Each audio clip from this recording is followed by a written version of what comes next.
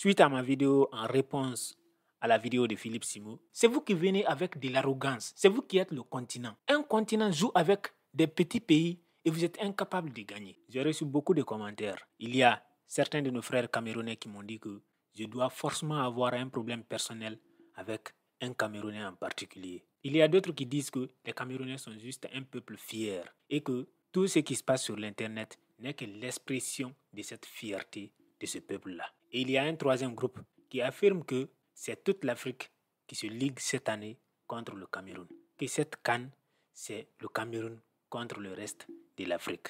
Dans cette vidéo, j'ai décidé de répondre à ces trois groupes de personnes. Mais avant de commencer, je vais d'abord insister sur un fait que j'ai déjà signalé dans l'un de mes posts. La Coupe d'Afrique des Nations, c'est l'occasion de célébrer, de faire la fête, de se titiller mutuellement. Mais il faut toujours éviter les réactions impulsives. Nous devons éviter de créer des conflits. Si nous voyons qu'il y a des incompréhensions entre deux équipes, il faut que cela reste sur le terrain. Parce que vous devez comprendre une chose. Il n'y a pas un pays aujourd'hui dans le monde qui n'a pas ses ressortissants dans des pays étrangers. Et en particulier, en Afrique aujourd'hui, tout le monde a des ressortissants sur tout le monde. Les Ivoiriens ont des ressortissants au Maroc, en Algérie, en Afrique du Sud, en Angola. Tout comme on retrouve des Marocains au Congo, au Cameroun ou encore en Afrique du Sud. Donc, il faut faire très attention. Le football va finir, la CAN va finir. Parmi les 32 équipes qui ont participé, seulement une va remporter la coupe. Mais si on crée des conflits, si on crée des tensions à la Coupe d'Afrique des Nations, ces tensions-là vont continuer à persister entre les peuples. Et c'est justement ce qu'il faut éviter. Et quand on est une personnalité publique, il faut justement éviter de créer des contenus, de tenir des discours allant dans le sens d'envenimer des tensions entre les peuples. C'est ce qu'on reproche à nos amis camerounais, notamment à des gens comme Philippe Simo. Parce que lui, aujourd'hui, n'est pas censé être un Camerounais. Il est censé être un Africain. Même s'il y a des tensions générées par le football, il est censé être la personne qui éteint le feu, qui utilise son canal de communication pour apaiser les gens. Si Elas Diouf tient un discours qui n'est pas approprié, Elas Diouf est une légende du football africain, du football sénégalais, oui. Mais est-ce que Elas Diouf, le discours de Elas Diouf sera écouté par ne serait-ce que 10%, 30% de la jeunesse africaine? Jamais. Parce qu'il n'est pas suivi autant que Philippe Simo aujourd'hui. Si vous partez aujourd'hui dans les commentaires de tous les posts en rapport avec la Coupe d'Afrique des Nations, vous allez remarquer un truc. Il y a une union, un respect mutuel entre tout le monde. Généralement, quand il y a Coupe d'Afrique des Nations, les jeunes de l'Afrique du Nord partaient mettre les drapeaux de ces pays-là alignés et ils affirmaient leur soutien à ces pays-là uniquement. Cette année, même ce phénomène a disparu. Parce que tout le monde a compris que nous avons besoin d'une union en Afrique. Nous avons besoin de montrer que nous formons un seul peuple. Que malgré nos différences de religion, mais aussi de couleur de peau, nous restons des Africains dignes et responsables. Nous nous aimons et nous ferons tout pour relever notre continent. C'est ça le discours. C'est ça le message qui est véhiculé par cette CAN. Et la Côte d'Ivoire aujourd'hui est le symbole de cette union. Regardez un peu les commentaires sur l'internet. Tout le monde félicite l'organisation de la CAN. C'est ce qu'on veut que nos amis camerounais comprennent. Et on va analyser le premier argument de nos amis camerounais. Ils nous disent que à cette CAN, c'est toute l'Afrique qui s'est liguée contre le Cameroun. Moi, je dis que non. Ce sont les supporters camerounais qui attaquent tout le monde. Si vous regardez sur l'internet, vous jouez contre la Guinée. Tout le monde respecte l'histoire du Cameroun. Tout le monde sait que le Cameroun est une grande nation de foot. Personne n'a nié cela. Mais est-ce que cela va empêcher les supporters guinéens de supporter leurs équipes, de manifester leur joie en cas de victoire ou de match contre le Cameroun? Non. Et s'ils manifestent cette joie-là, est-ce que cela donne le droit aux Camerounais de parler avec mépris au peuple guinéen? Non.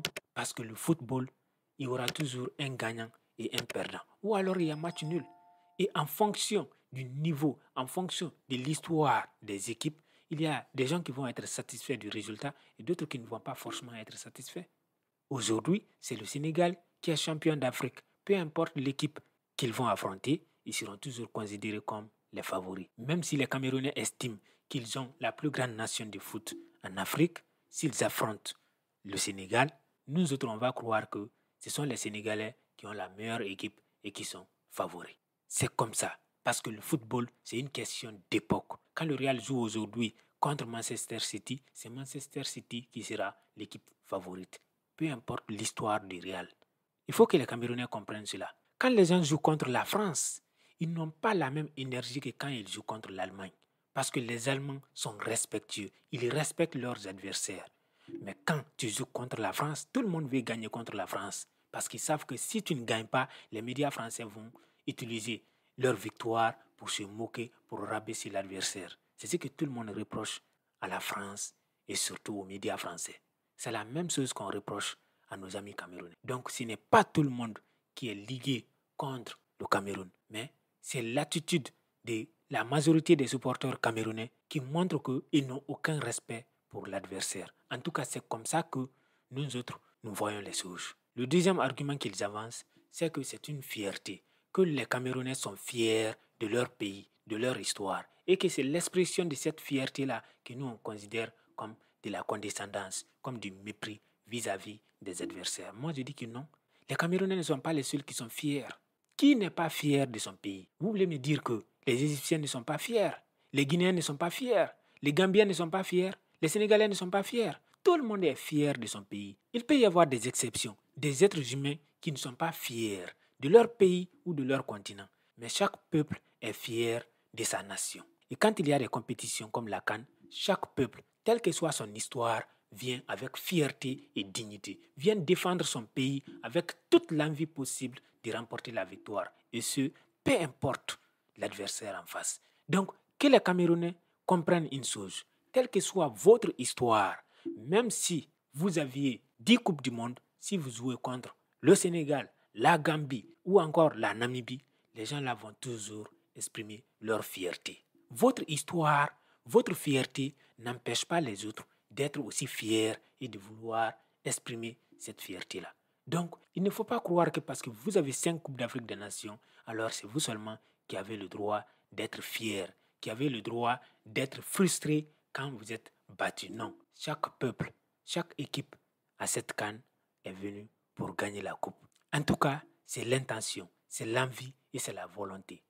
Regardez l'équipe ghanéenne qui a été éliminée. Ils n'étaient même pas parmi les favoris. Mais regardez comment ils ont pleuré. Des pères de famille ont versé des larmes. Vous croyez que ces gens-là allaient pleurer de cette façon-là s'ils n'avaient pas de fierté? C'est le patriotisme qui fait ça. Donc tout le monde est fier. Quand nous exprimons notre fierté, notre excitation, il faut tenir compte aussi de la sensibilité des autres. On respecte l'adversaire, pas forcément parce que l'adversaire est mieux que nous. La grandeur ne consiste pas à projeter directement sa frustration sur l'adversaire. Non, ça c'est l'esprit des petites équipes. Les champions se mettent au-dessus de ça. Ils essayent de prendre toute la responsabilité de leur échec. Les personnes responsables de votre échec, ce sont vos joueurs, votre entraîneur ou votre fédération. Ce ne sont pas les adversaires qui doivent payer le pot cassé de votre échec. C'est tout ce qu'on vous reproche. Donc, cette question de fierté n'a pas de sens dans la mesure où chaque peuple est fier, peu importe les histoires des uns et des autres.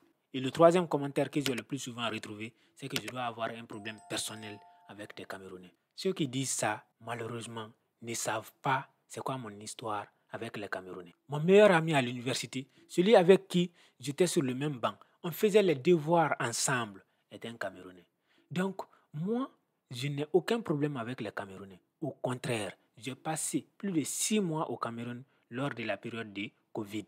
Et même avant de venir en France, j'ai passé encore 1 mois au Cameroun, notamment à Douala. Donc, j'ai à la fois de très bons amis, mais aussi des gens que je respecte beaucoup au Cameroun. Je connais le peuple camerounais, je connais le Cameroun. Mais cela ne m'empêche pas, quand je vois quelque chose qui ne me plaît pas, de m'exprimer sur ça. Sur les réseaux sociaux, les Camerounais, c'est un peu comme les Ivoiriens. Ils ont une certaine façon d'aller dans l'excès en termes de communication, mais aussi de clash, que nous autres, nous ne supportons pas. Ils peuvent appeler cela comme étant de la faiblesse. Mais pour nous autres, ce n'est pas de la faiblesse. C'est une question d'éducation et de culture. On n'est pas habitué à aller dans des choses aussi extrêmes. Peu importe les problèmes que nous avons avec les autres communautés des autres pays. Mais quand vous regardez bien, quand l'équipe ivoirienne a été sévèrement battue, voire même humiliée par la Guinée équatoriale, une équipe qui n'était même pas sur la liste des favoris pour cette CAN. Les Ivoiriens ne s'en sont pas pris aux Équato-Guinéens. Ils ne sont pas sortis sur l'internet pour faire des injures. Ils n'ont pas agressé quelqu'un. Ils ont utilisé cela pour critiquer leurs équipes, pour voir ce qui n'a pas marché et ce qui a marché. C'est comme ça que nous voulons que nos amis camerounais aussi se comportent. Moi, j'ai eu du mal à faire la vidéo que j'ai faite sur Philippe. Parce que je savais que mes amis allaient voir la vidéo. Et je savais qu'ils n'allaient pas être contents. Et je leur présente mes excuses. Mais il faut savoir une chose. Il faut comprendre une chose. Nous tous, nous sommes des êtres humains. Nous avons aussi de la sensibilité et de la fierté. Quand nous nous sentons offensés, quand nous nous sentons blessés, on se sent obligé de réagir. Et la vidéo que j'ai faite sur Philippe était l'expression de cette colère. Il est évident que j'ai dit des choses dans la vidéo en question auxquelles moi-même je ne croyais pas. Même une équipe de quartier bien formée aujourd'hui peut tenir face à l'équipe du Cameroun. Je les ai dit uniquement pour faire du mal à mes amis camerounais. Et je m'en excuse. Ce que nous ne gagnons pas dans le respect, dans l'amour et dans l'union, on ne va jamais gagner cela dans les querelles et dans les conflits. Soyons africains et soyons responsables. Si vous avez aimé la vidéo, abonnez-vous, likez et mettez votre opinion en commentaire.